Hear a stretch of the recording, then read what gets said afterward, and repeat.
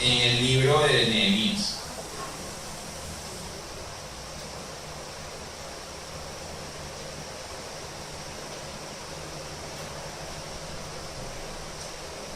Capítulo 6.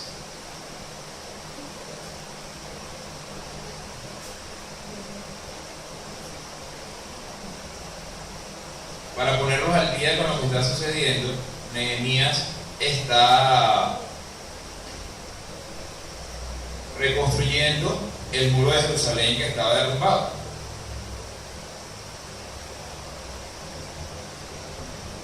Y él a este punto lo está terminando.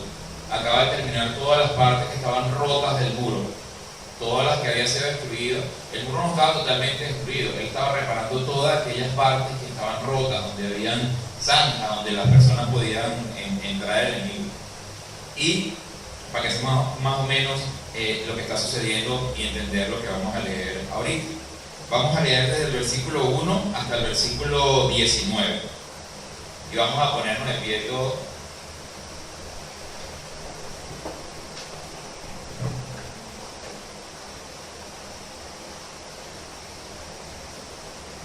Leamos. Cuando oyeron Sanbalat y Tobías y Gesem el árabe y los demás de nuestros enemigos que yo había edificado el muro y que no quedaba en el portillo, aunque hasta aquel tiempo no había puesto las hojas en las puertas, Sanbalat y Gesem enviaron a decirme: ven y reunámonos en alguna de las aldeas en el campo de On. Mas ellos habían pensado hacerme mal, y les envié mensajeros diciendo: yo hago una gran obra y no puedo ir, porque cesaría la obra, dejándola yo para ir a vosotros. Y enviaron a mí con el mismo asunto hasta 4 veces, y yo les respondí de la misma manera. Entonces Sanbalat envió a mí su criado para decir lo mismo por 5ª vez, con una carta abierta en su mano, en la cual estaba escrito: se ha oído entre las naciones, y Gasmo lo dice, que tú y los judíos pensáis rebelaros, y que por eso edificas tú el muro, con la mira según estas palabras de ser tú su rey, y que has puesto profetas que proclamen acerca de ti en Jerusalén, diciendo: hay rey en Judá. Y ahora serán oídas del rey las tales palabras: ven, por tanto, y consultemos juntos. Entonces envié yo a decirle: no hay tal cosa como dices, sino que de tu corazón tú lo inventas, porque todos ellos nos amedrantaban, diciendo: se debilitarán las manos de ellos en la obra, y no será terminada. Ahora pues, oh Dios, fortalece tú mis manos. Vine luego a casa de Semaías, hijo de Delaía, hijo de Metabel, porque él estaba encerrado, el cual me dijo: reunámonos en la casa de Dios dentro del templo, y cerremos las puertas del templo, porque vienen para matarte. Sí, esta noche vendrán a matarte. Entonces dije: ¿un hombre como yo ha de huir? ¿Y quién que fuera como yo entraría al templo para salvarse de la vida? No entraré. Y entendí que Dios no lo había enviado, sino que hablaba aquella profecía contra mí, porque Tobías y Sanbalat lo habían sobornado. Porque fue sobornado para hacerme temer así, y que pecase, y le sirviera de mal nombre con que fuera yo infamado. Acuérdate, Dios mío, de Tobías y de Sanbalat, conforme a estas cosas que hicieron. También acuérdate de Noadías, profetisa, y de los otros profetas que procuraban infundirme miedo. Fue terminado pues el muro el 25 del mes de Elul, en 52 días. Y cuando lo oyeron todos nuestros enemigos, temieron todas las naciones que estaban alrededor de nosotros, y se sintieron humillados, y conocieron que por nuestro Dios había sido hecha esta obra. Asimismo, en aquellos días iban muchas cartas de los principales de Judá a Tobías, y los de Tobías venían a ellos, porque muchos en Judá se habían conjurado con él, porque era yerno de Secanías, hijo de Arab, y Jonatán su hijo había tomado por mujer a la hija de Mesulán, hijo de Berequías, y también contaban delante de mí las buenas obras de él, y a él le referían mis palabras, y enviaba a Tobías cartas para demonizarme. Oremos. Padre Santo, gracias te damos por este día. Nosotros, Señor, venimos acá a rendirte culto a ti, a aprender de ti, Señor. Y nosotros hoy queremos aprender cómo rendirte culto. ¿Por qué te rendimos culto? ¿Para qué venimos acá? ¿Cuál es el premio de venir a rendirte culto, Señor? Nosotros queremos saber todas esas cosas, Señor, para poder ser cada vez más reverentes, más respetuosos, más serios, más honestos, Señor, en todo lo que tiene que ver contigo, con el Creador. Yo te pido, Señor, que abras los ojos espirituales de cada uno y los oídos espirituales de cada uno. Que en tu nombre, Señor, se vaya todo aquello que quiera molestar, todo espíritu inmundo que quiera fastidiar la carne, y todo aquello, Señor, que no provenga de ti, todo aquello, Señor, que quiera hacer tropiezo, Señor, para el conocimiento de la verdad. Y a mí, Señor, que me des, Señor, de tu palabra, de tu poder, Señor, de tu sabiduría, de tu inteligencia, Señor, de tu astucia, Señor, para saber hablar tu palabra conforme a tú la dejaste escrita y no conforme a mi pensamiento, sino, Señor, conforme a lo tuyo. Bendícenos, Señor, en el nombre de Jesús te lo pedimos. Amén. Buenas clases. Dice allí, rinda el culto. Acá. Rinda el culto. Entienda lo importante de su obra. Entienda la grandeza de su obra. ¿De quién? De su obra. Entienda lo importante de su obra. De su obra. Entienda lo importante de su obra. Entienda lo importante de su obra. Entienda lo importante de la obra de cada uno de ustedes para poder rendir el culto. Entienda la importancia de la obra que Dios ha puesto en usted para que usted la lleve. No es cualquier obra. Vamos a Éxodo para entenderlo con Moisés. Éxodo capítulo 3.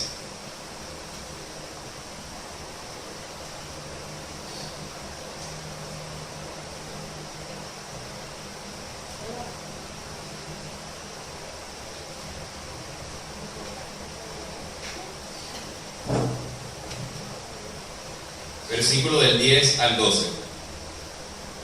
Dice, estaba Moisés, se le aparece un ángel a Moisés en la zarza que habla de parte de Dios y le dice desde el 10 hasta el 12: ven por tanto ahora y te enviaré a Faraón para que saques de Egipto a mi pueblo, los hijos de Israel. Entonces Moisés respondió a Dios: ¿quién soy yo para que vaya a Faraón y saque de Egipto a los hijos de Israel? Y él respondió: ve, porque yo estaré contigo, y esto te será por señal de que yo te he enviado. Cuando hayas sacado de Egipto al pueblo, serviréis a Dios sobre este monte. Está Moisés, se le aparece un ángel que habla de parte de Dios y le dice a Moisés que vaya para que saque a la gente, al pueblo de Egipto. Y la primera pregunta de Moisés es: ¿quién soy yo? Yo creo que todos nosotros nos hacemos esa misma pregunta. ¿Quién soy yo? ¿Quién soy yo para hacer semejante cosa? Y él le dice: pero es que no estás solo. No es algo que vas a hacer tú solo. Es algo que voy a hacer yo en ti. Es algo que voy a hacer yo a través de ti. ¿Quién va a sacar al pueblo de Israel?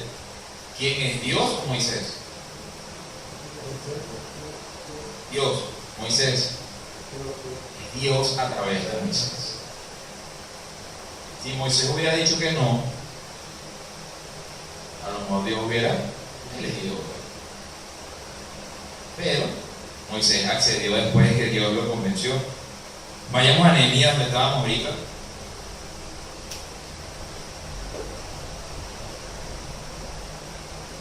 Capítulo 2, versículo 19 y 20. La misma historia, el mismo Nehemías, el mismo muro, el mismo Sanballat. Dice: pero cuando lo oyeron Sanballat horonita, Tobías el siervo amonita y Gesén el árabe hicieron escarnio de nosotros y nos despreciaron diciendo: ¿qué es esto que hacéis vosotros? ¿Os rebeláis contra el rey? Y en respuesta les dije: el Dios de los cielos, Él nos prosperará, y nosotros sus siervos nos levantaremos, edificaremos, porque vosotros no tenéis parte, ni derecho, ni memoria en Jerusalén. O sea, ustedes no tienen nada que ver con esto. ¿Por qué? Porque ellos seguían otros dioses. Fíjense que Nehemías estaba claro. Él sabía que quien lo iba a ayudar era quién. Nehemías no era religioso. Nehemías sabía que quien lo iba a ayudar era quién. ¿El Dios de dónde? ¿Qué dice allí? ¿Qué dice allí en el Dios de los cielos? Yo estoy claro. A donde yo vengo hoy, yo no sé a dónde va usted los domingos, pero yo vengo hoy a conocer al Dios creador de los cielos. A ese mismo. A eso vengo. Entonces es Dios a través de Moisés, es Dios a través de Nehemías y es Dios a través de cada uno de los que quieran hacer la obra de Dios. Vamos a 1 Corintios 16. Moisés no estaba solo. Moisés tenía la ayuda de su hermano Aarón. De hecho, Moisés era tartamudo y a él le preocupaba hacer el ridículo delante de todo el mundo. Imagínense un tartamudo llevando un mensaje de voz. Imagínense un locutor tartamudo. Sería el hazme reír de todos los oyentes. Pero ahí le puso Dios ¿a quién? A Aarón. Nehemías tampoco estaba solo. Nehemías también tenía la ayuda de los que querían servir y ayudar en el pueblo. 1 Corintios 16:10.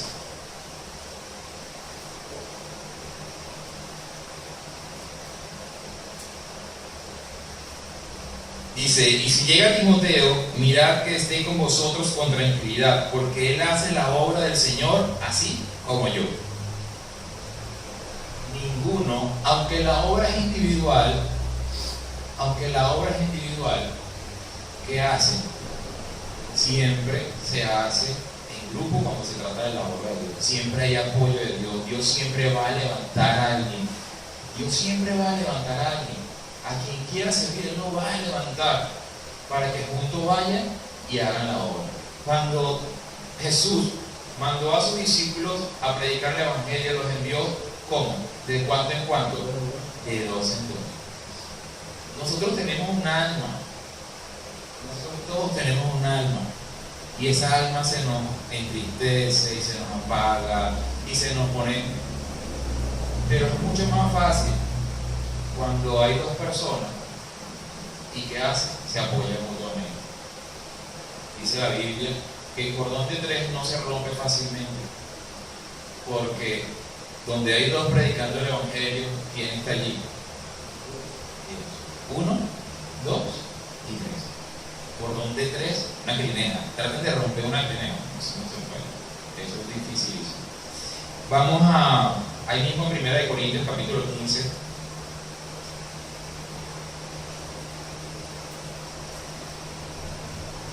Capítulo 15, versículo 58.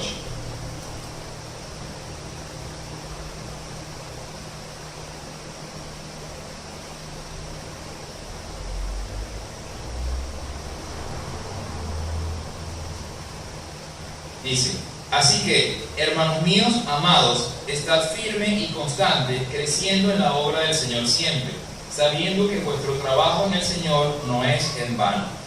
Cualquier obra tiene un proceso natural. ¿Y cuál es el proceso natural de cualquier obra? El proceso natural de una obra que se comienza a construir, ¿cuál es? Que siga ¿qué? Creciendo.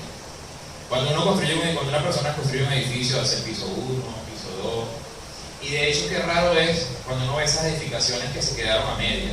Eso da tristeza. Esa obra quedó total ridículo, porque se comenzó, pero no se terminó.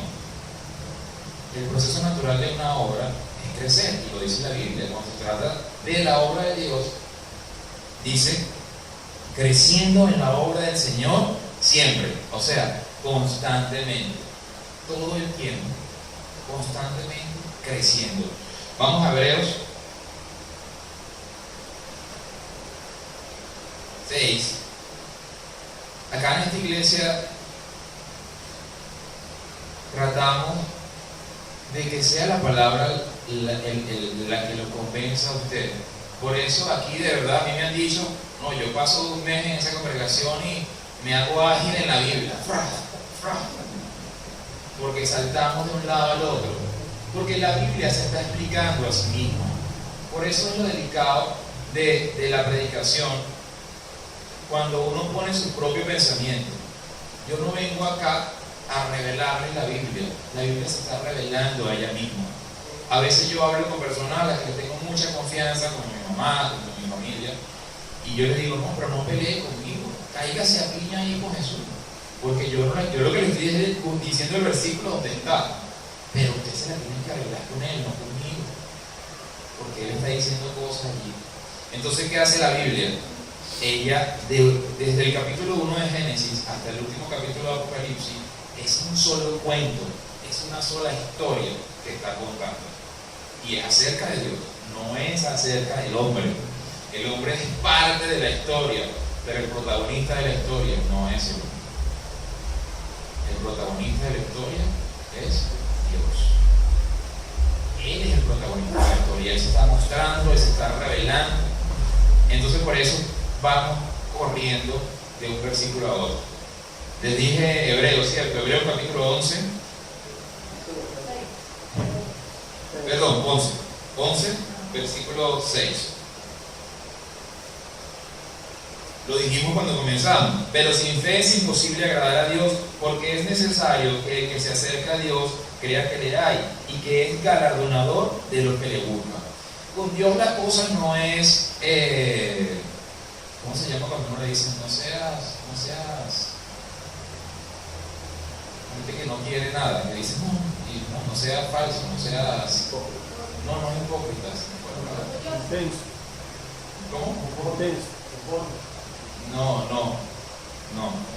Bueno, te explico la idea y después seguro sabes la palabra. Dios galardona a los que le buscan. Yo no puedo, yo quiero hacerlo. No, sepa que su obra tiene un premio. Sepa que su trabajo tiene un premio y tiene un galardón que Dios le va a dar. No se haga el humilde al respecto de eso. No, yo lucho por amor, pero porque sé que yo voy a ser galardonado. Porque el que yo sepa que yo voy a ser galardonado va a hacer que yo me esfuerce más, que yo viva más en función de eso y que yo luche más por esa causa. Como una persona que practica gimnasia para ganarse una medalla en una olimpiada. Lo hace por la medalla. Lo hace y hace toda una vida por una medalla de oro para verla en Italia. Ahí esa medalla significa toda su gloria. Eso es lo que significa esa medalla. Pero sin la medalla, él puede haber hecho toda la vida, pero si no tiene la medalla, aunque le digan, no, tranquilo, qué bonito, fuiste a la olimpiada. No, pero con el Señor es así. Sepa que usted, su vida, cuando usted comienza a conocer a Dios, Dios lo va a ayudar y lo va a galardonar por cada cosa que usted haga para Él, por cada esfuerzo, porque Él no es como nosotros. Él sí responde. Él no es como cuando uno sale de un trabajo y le dan una liquidación escueta, o uno siente que le robaron, o le inventaron las 1000 trampas para darle menos de la mitad de lo que le correspondía. No. Él es justo. Y paga bien. En Juan 15:1,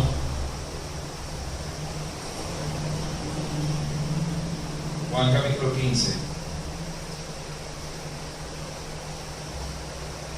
estamos hablando de la obra, de que cada uno entienda el tamaño y la importancia de su obra. En Juan capítulo 15, versículo 1 y 2 dice: yo soy la vid verdadera y mi Padre es el labrador. Todo pámpano que en mí no lleva fruto lo quitará, y todo aquel que lleva fruto lo limpiará para que lleve más fruto. Vamos a resumir lo que llevamos de la prédica hasta ahorita. Dice la Biblia, ahorita, lo que acabamos de leer, que cada uno que llegue a su obra, ¿qué va a hacer Dios con respecto a su obra? Lo va a limpiar a nosotros, para que podamos seguir haciendo la obra. Cuando nosotros oramos cada domingo, al finalizar el culto, que el Señor bendiga nuestra alma, para que no haya problemas en mi hogar, en mi familia, para que las cosas fluyan fácilmente. Y cuando le pedimos que no haya enfermedades en nuestra carne, o molestias en nuestra carne, para que nosotros no nos enfermemos, tengamos una vida más tranquila, ¿con qué propósito le pedimos eso? Para poder seguir acercándonos a Él. Ese es el propósito exclusivo. Y Dios nos va a ayudar para que usted pueda seguir acercándose a Él. Nosotros, como somos malvados, apenas nos sentimos mejor en el alma, ¿qué hacemos? Apenas estamos perfectos de salud, porque así somos los seres humanos.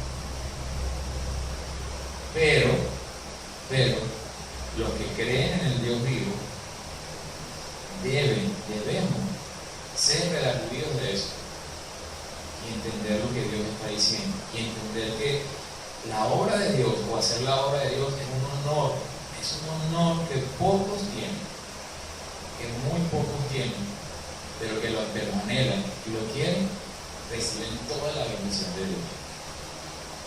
Entonces, les decía, para resumir, si creemos, Dios, ¿qué le va a dar a cada uno de nosotros? Fe. Si creemos, Dios nos va a dar fe, ¿para qué? Para crecer. ¿Crecer para qué? Para que pueda hacer la obra. Y al hacer la obra, Dios, ¿qué va a hacer con usted? Lo va a limpiar. ¿Para qué?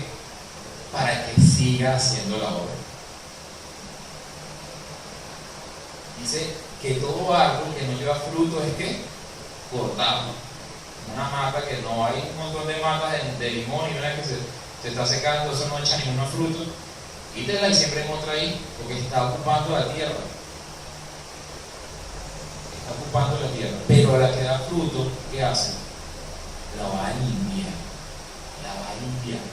Esa que está haciendo la obra, esa mata que está haciendo el trabajo, nadie la corta, no, nadie hace eso. No, además viene a echarle más abono. ¿Qué hace Dios? Con todos los ejemplos físicos, eso es lo que hace la Biblia. La Biblia no nos puede hablar a nosotros espiritualmente, porque nosotros no vemos las cosas espiritualmente. Nosotros no vivimos espiritualmente. Nosotros somos físicos. Sí tenemos espíritu, pero somos físicos. Entonces Dios usa todos los ejemplos de las cosas que conocemos para poder explicar las cosas espirituales. Vamos a entender qué son esos frutos de los que habla la palabra. Vamos a Romanos, capítulo 16.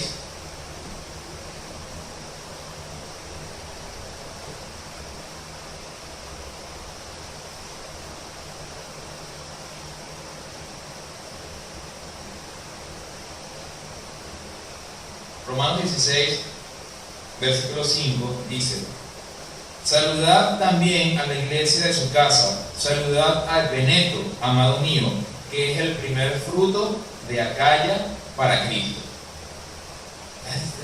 Más claro imposible. Está Pablo saludando a una iglesia que está en casa de alguien y dice: saludad también a la iglesia de su casa y saludad a Epeneto, amado mío, que es el primer fruto de Acaya para Cristo. ¿Qué son los frutos? Las personas. Las personas que usted está llevando ¿a quién? A Cristo, para que la conozcan.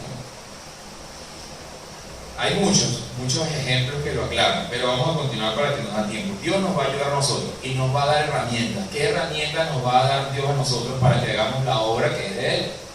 ¿Qué herramientas le dio a Moisés? ¿Le dio qué? Le dio un palo, una vara, y le mandó ángeles en forma de fuego y en forma de nube, pero básicamente le dio una vara, le dio una herramienta para que él pudiese hacer lo que iba a hacer. Vamos a Efesios capítulo 4.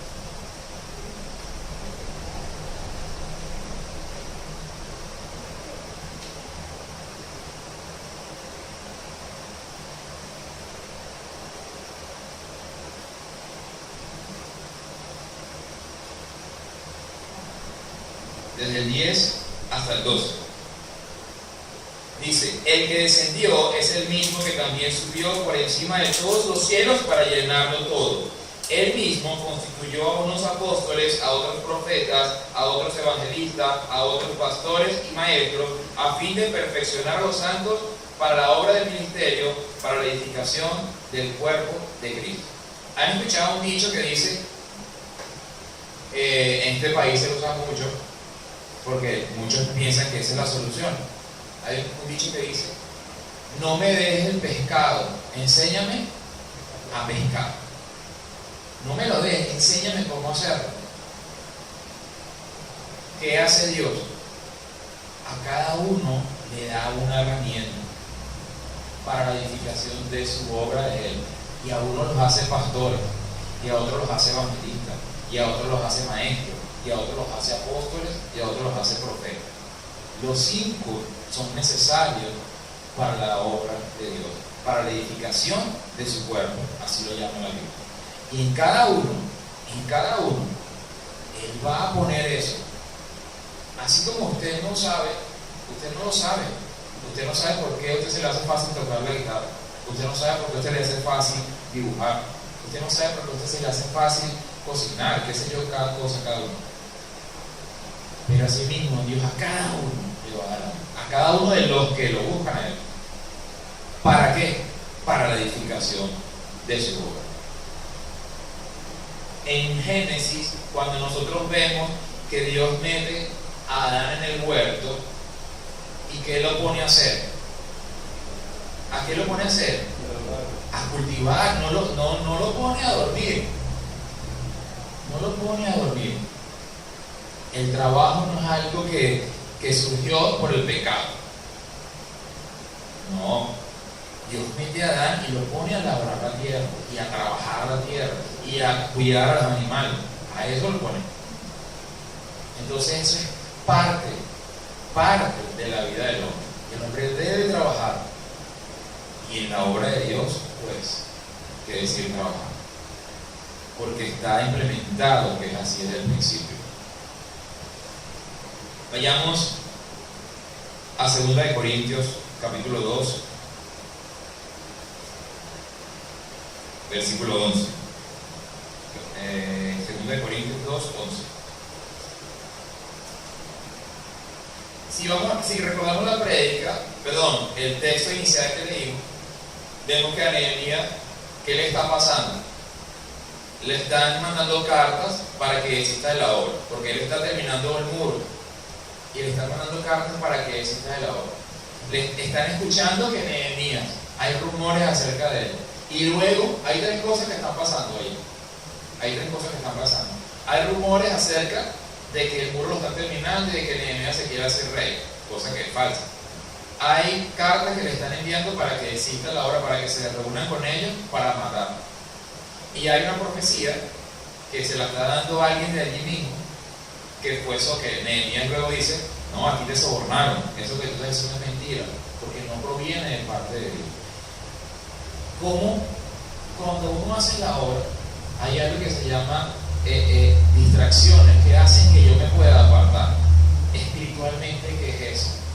Leamos allí en 2 de Corintios, capítulo 2, versículo 11.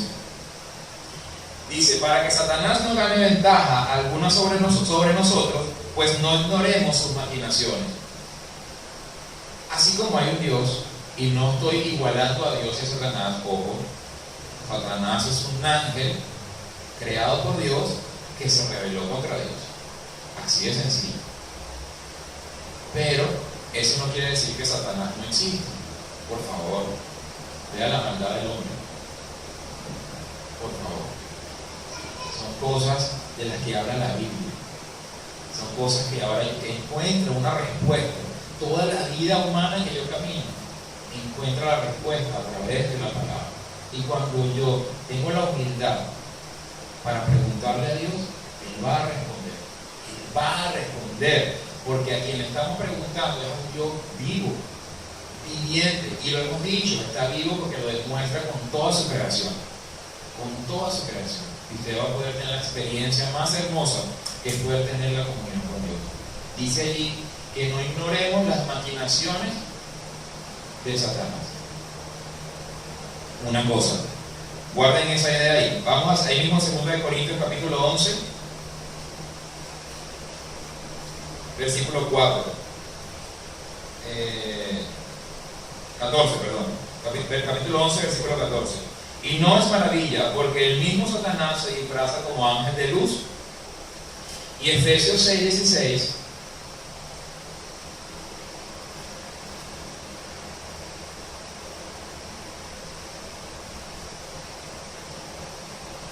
Efesios capítulo 6, versículo 16, dice: sobre todo, tomad el escudo de la fe, con que podáis apagar todos los dardos de fuego del maligno. Cuando un mago va a hacer un truco de magia,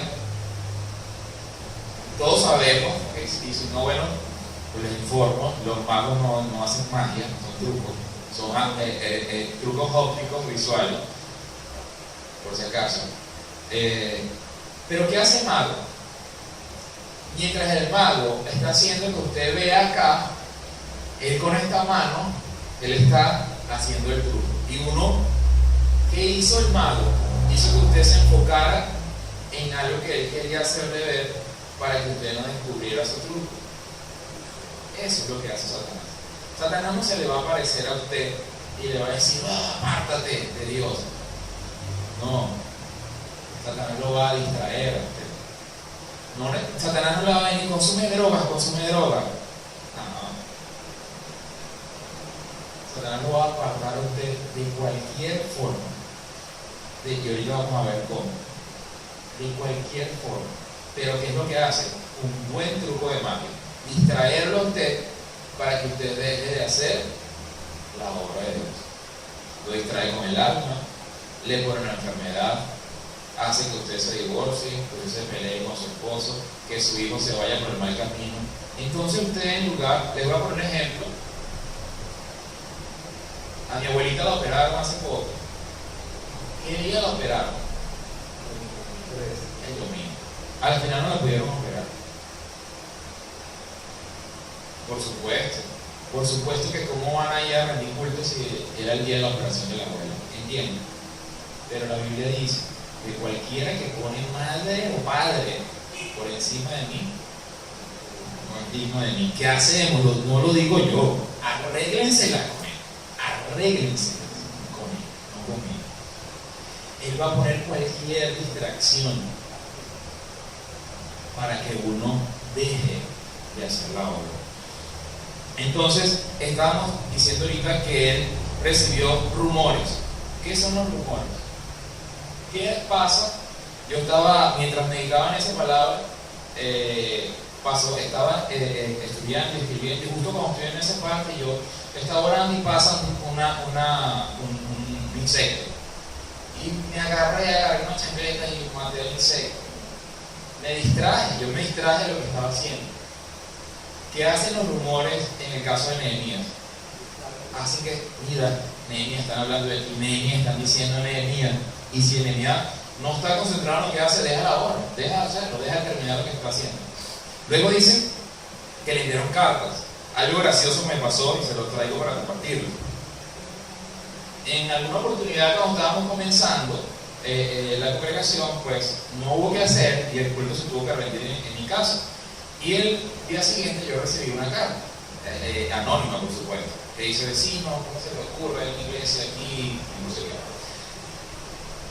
qué. Y amenazadora de que en la cartelera decía una serie de normas y qué sé yo. La semana pasada recibí otra, que dice, no se la voy a leer toda, pero dice que por qué colocaba cánticos a Dios. Que bueno, me gusta más que el reggaetón. Pero me llamó la atención que eran cartas, y yo pensaba en la predica de hoy. Nehemías está recibiendo cartas que no son agradables. ¿Para qué? Para desistir de la obra igual. Está recibiendo ataques. Y dice también que recibió una falsa profecía acerca de una persona. En nuestra vida de fe, usted va a recibir mucha información. De personas que conocen de Dios y de personas que no conocen de Dios. De personas que le van a decir: ¿qué haces tú yendo para allá? Y personas que le van a decir: lo que predican ahí no es verdad. Yo le voy a decir: No importa lo que prediquen en ninguna parte. Lo importante es que todo lo que usted escuche, venga de donde venga, usted lo meta aquí en la Biblia. Y lo que no coincida con este libro, incluyendo mis palabras, usted agarra y lo bote en la papelera. Y lo eche, lo deseche. Pero, ojo, lo que atraviesa este colador y cae en la taza, en el vaso, ¿qué va a hacer usted? Bébaselo, confiadamente bébaselo. Entonces, esa es la obra que está haciendo Nehemías. ¿Cómo podemos nosotros evitar todas estas distracciones? ¿Cómo podemos nosotros ser lo suficientemente fuertes para poder edificar la obra sin perder el tiempo, sin dejar de rendirle culto a Dios? Vamos a 2 de Timoteo.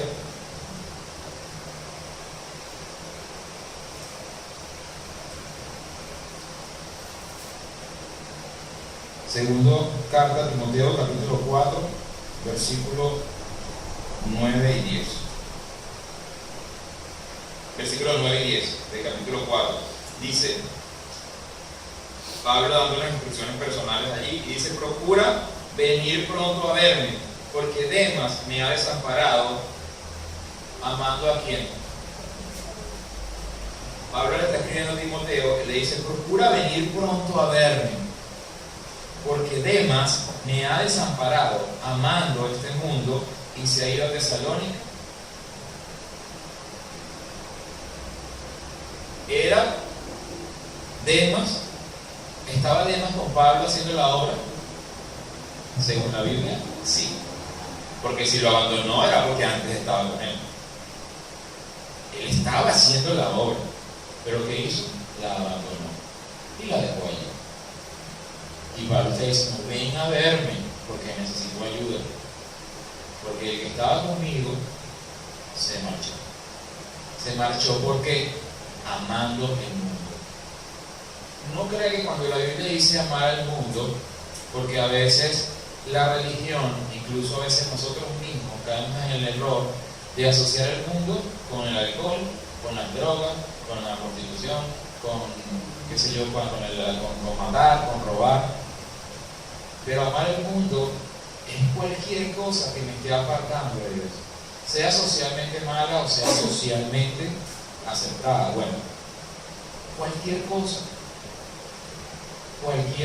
que me esté apartando a mí de la obra de Dios, eso es amar al mundo. Si lo que me está apartando a mí de la obra de Dios es mi trabajo, pues eso es amar al mundo. Si lo que me está apartando a mí de la obra de Dios es mis hijos, o mi carrera universitaria, o mi novia, o cualquier cosa, eso es lo que está sucediendo con Demas. No dice qué, pero eso es lo que está pasando con Demas. Hebreos 12:1, para seguir entendiendo.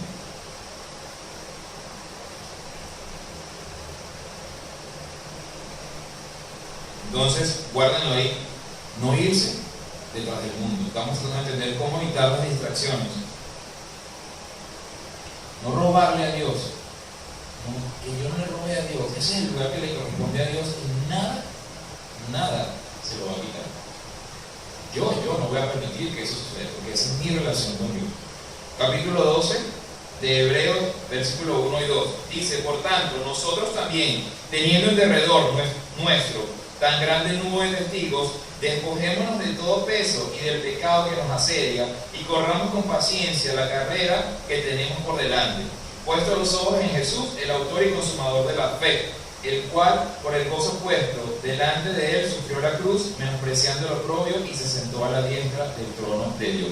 Cantábamos una canción muy hermosa que decía: correré, por siempre correré, seguiré corriendo hasta el final. ¿Y correré hacia dónde? ¿Hacia dónde? Hacia el autor y consumador de la fe. Puesto los ojos en quién? En Cristo. Puesto los ojos en Él. ¿Y hacia dónde voy a correr? Hacia allá, hacia Él. Correr es correr. Correr es no quedarse quieto. La vida de fe no puede ser estática, porque en lo que usted se siente, a usted le va a dar sueño y se va a quedar dormido y se va a ir apagando. Por eso Pablo dice, la vida de fe se corre, se entrena. Dice que soltando el peso, nadie puede correr. Para los que practican ejercicio, los que practican atletismo, les ponen unas cositas en el peso, en los tobillos, para que se fortalezcan las piernas, pero eso hace que corra más lento. Para los que practican natación, les ponen unos paracaídas, unos trajes de baño que absorben el agua, y entonces va a ir más lento para fortalecer las piernas y el cuerpo. Suelten el peso, soltando todo ese peso, ese pecado que nos asedia. La Biblia lo aclara. No es fácil, está allí detrás molestándonos. Pero que hagamos que corramos, estemos constantemente entrenándonos en la obra. Dice en 2 Corintios 8:6,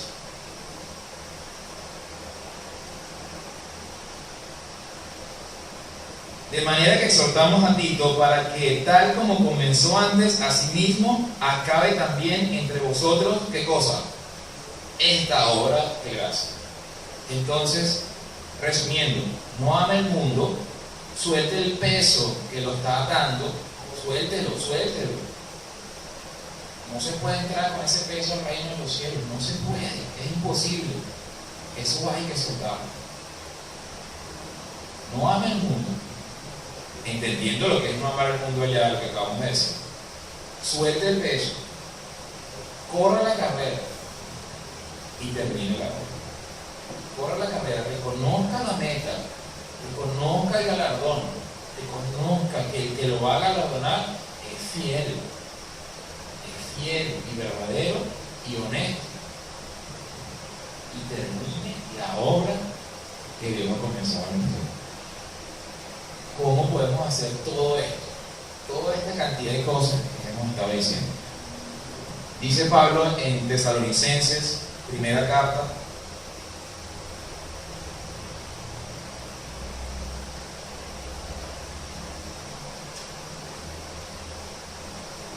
capítulo 1, versículos 4 y 5.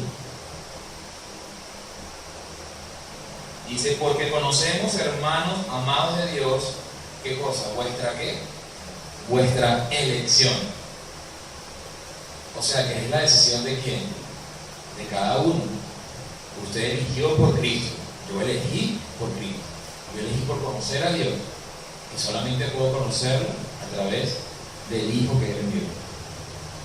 Y en el 5 dice, pues nuestro evangelio no llegó a vosotros en palabras solamente, sino también en poder, en el Espíritu Santo y en plena certidumbre, como bien sabéis cuáles fuimos entre vosotros por amor de vosotros.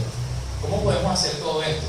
Entendiendo que no es una poesía lo que yo vengo a decir hoy acá, entendiendo que Dios responde a las oraciones, entendiendo que Dios es poderoso para sanar, para salvar, para corregir, para curar, para echar fuera espíritus inmundos, entendiendo que Dios tiene ese poder, entendiendo que el evangelio tiene ese poder, porque es la palabra viva que transforma el espíritu muerto del hombre y edifica el espíritu vivo, como lo decíamos la semana pasada. Para los que creyeron ya, ahora ¿qué hacen? Se apartan, ¿para qué? Para la obra de Dios. Entonces, entendiendo que es el Espíritu Santo el que debe guiar a la iglesia de Dios y no el hombre. No sirve que el hombre guíe a la iglesia. Es el Espíritu Santo de Dios, ese que vino a dejar Jesús, ese que Jesús dejó para todo aquel que a él le recibió, el que va a guiar ahora su vida para que pueda hacer la obra que Él le ha encomendado. Dice en Juan capítulo 17, versículo 4, Juan 17, 4.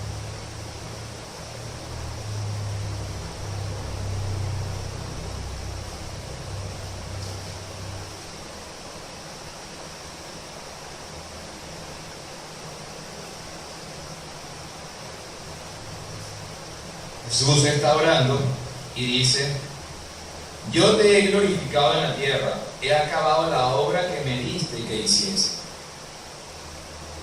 ¿Dónde lo glorificó? ¿Por qué lo glorificó aquí en la tierra? Porque allá, antes de venir, Él es Dios. ¿Dónde lo puede glorificar? Aquí en la tierra. ¿Cómo lo glorifica? Haciendo la obra, o lo que es lo mismo, siendo obediente, o lo que es lo mismo, creyendo en lo que el Padre le dice. Cuando un hijo obedece a su padre, ¿qué está haciendo el padre con respecto al hijo? Lo está ¿qué? Glorificando. Cuando su hijo usted le dice, esfuérzate y saca buenas notas, y el hijo va y lo hace, eso es lo que mi papá me dijo. Yo le estoy dando la gloria a quién? A mi papá, porque yo lo estoy obedeciendo a él. Jesús dice, Padre, yo te he glorificado. Glorificar a Dios no es cantarlo, no es decirle, Señor, te glorifico, te doy la gloria. No, eso no. Glorificar a Dios es, según las palabras de Jesús, hacer su obra y ¿qué? Y concluirla, terminarla, llevarla hasta el final, para que puedan ver la gloria de mi Padre. ¿A través de qué? Como decía el salmo que leímos al final. Sea la luz de Jehová nuestro Dios sobre nosotros, y la obra de nuestras manos confirma sobre nosotros. Sí, la obra de nuestras manos confirma. La obra de nuestras manos confirma sobre nosotros, ¿qué cosa? A Dios en cada uno de nosotros. A Dios en cada uno de nosotros. En 2 de Corintios, vamos a ensamblar toda la prédica y todo lo que hemos estado hablando. 2 de Corintios, capítulo 5, 19.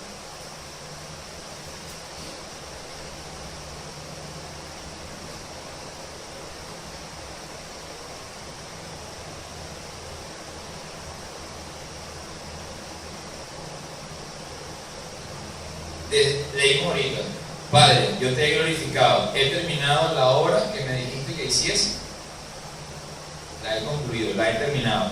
En 2 Corintios 5, 19 dice que Dios estaba en Cristo reconciliando consigo al mundo, no tomándoles en cuenta a los hombres sus pecados, y nos encargó a nosotros la palabra de reconciliación. ¿Cuál fue la obra de Jesús? Padre, yo he terminado la obra. Ajá. ¿Cuál fue la obra? La reconciliación del hombre con Dios, porque el hombre estaba separado de Dios por el pecado, porque Dios es perfecto y no tolera el pecado. No hay forma de que el pecado y Dios puedan convivir. Por eso Dios apartó al hombre. Esa es la verdad más dura de entender para cualquier ser humano, sea de donde sea y diga ser lo que diga ser, sea cristiano, sea lo que sea. Nos cuesta increíblemente entender que Dios apartó al hombre, a pesar de que la Biblia lo está diciendo, y lo echó fuera, y puso ángeles, y como espadas de fuego, revoloteando para que nunca más entrara allí, y no pudiera tomarle el árbol de la vida y viviera para siempre en pecado. Dios lo echó para afuera, y por amor lo echó para afuera, para poder ahora que reconciliar al hombre a través del Hijo. Entonces esa es la obra de Jesús, reconciliar a Dios con el hombre. Y dice en el mismo versículo, y nos encargó a nosotros que la palabra de reconciliación. En otro versículo dice, el ministerio de la reconciliación, o lo que es lo mismo, la palabra de reconciliación.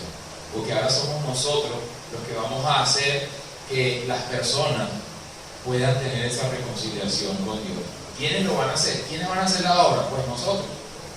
Pues nosotros. Dice en Colosenses capítulo 1, versículo 10.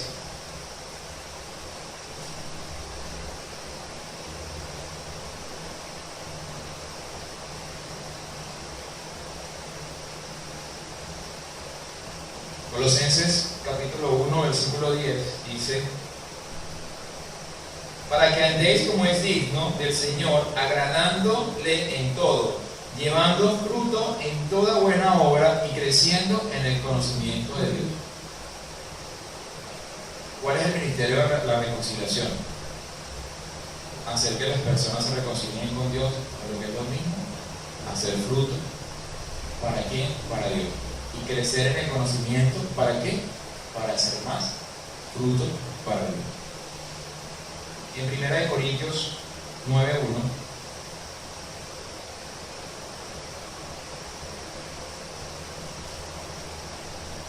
Pablo dice: no soy apóstol, no soy libre, no he venido a Jesús el Señor nuestro, no sois vosotros mi obra en el Señor.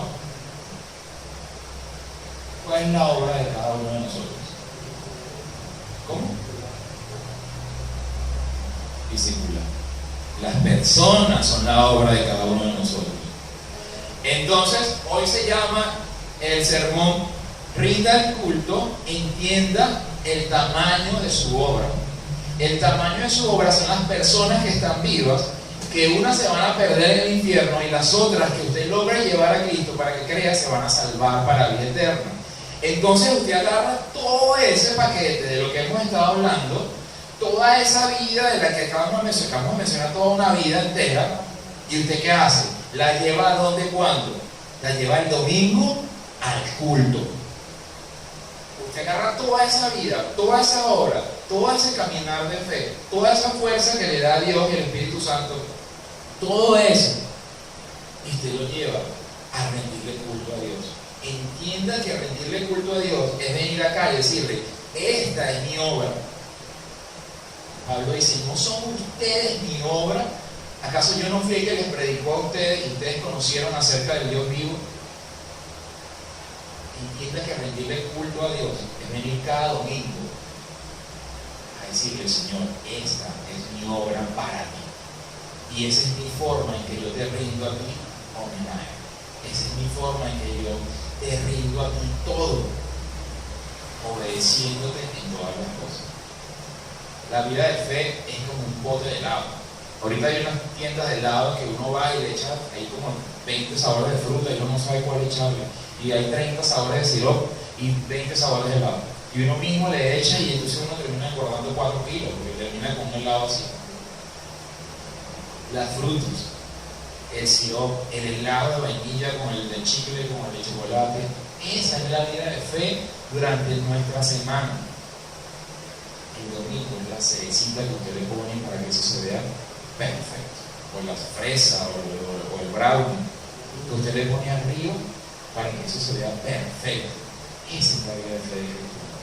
Esa es la obra nuestra, las personas que nosotros estamos llevando a los pies de Cristo. Vamos a ponernos en pie y abramos nuestra Biblia en 2 de Tesalonicenses,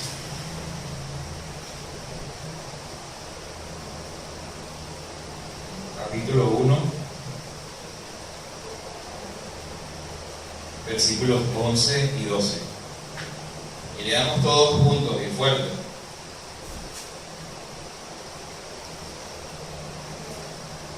Segunda de Tesalonicenses, capítulo 1,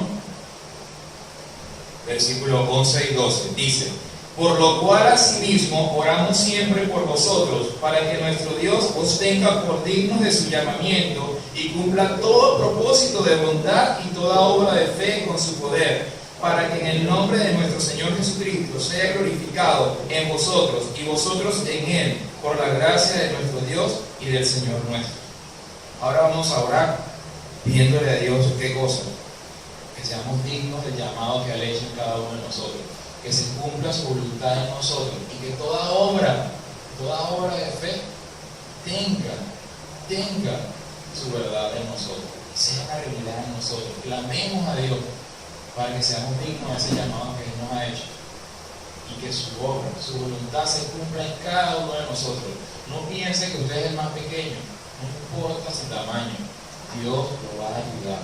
Dios lo que va a ver es la disposición de su corazón, la disposición de cada uno, así como vio la disposición de Moisés, así como el hijo tuvo la disposición de rebajarse, dice la Biblia, así que cada uno de nosotros tenga la disposición de decirle a Dios: yo quiero hacer tu obra, ayúdame. Y Él, que es bueno, lo va a hacer. Oremos todo. Padre Santo, Señor, nosotros te agradamos, te damos las gracias, Señor, por este día, por este culto, por este tiempo. Y te pedimos, Señor, que seas tú ayudándonos a todos nosotros, Señor, a que entendamos, Señor, que rendir una vida de culto es, Señor, llevar la obra nuestra a tus pies, Señor. Ayúdanos, Señor, a ser hallados dignos, Señor, de ese llamado que has hecho a cada uno de nosotros. Ayúdanos a ser dignos. Ayúdanos, Señor, en esta vida, Señor. Perdona, Señor, si nos hemos apartado, pero ayúdanos, Señor. Ayúdanos a ser dignos en tu obra. Que tu voluntad se cumpla en cada uno de nosotros. Ve la disposición del corazón de cada uno de los que hemos venido hoy, Señor. Y ayúdanos conforme, Señor, a tu voluntad. Y conforme, Señor, al amor que cada uno tenga, Señor, hacia ti. Bendícenos, Señor, te lo pedimos en el nombre de Jesús. Amén.